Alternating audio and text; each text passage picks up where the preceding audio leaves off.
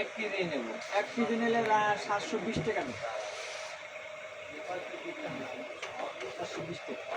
ওই টাকা পাইলে ওই দাম 700 টাকা।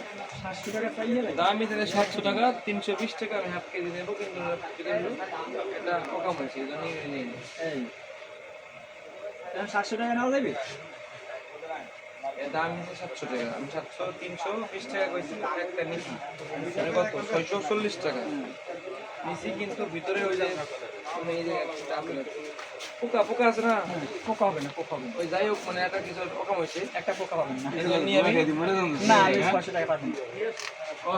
এটা কেমিক্যাল আমার কাছে না, এটা রোদি শুকানো মাছ, খাইতে স্বাদ পাইবেন, সোজা কথা। এগুলা ওগুলো 200 টাকা প্যাকেট, কোনো ভালো হবে না। কাকা লোডটা আছে নি ভালো?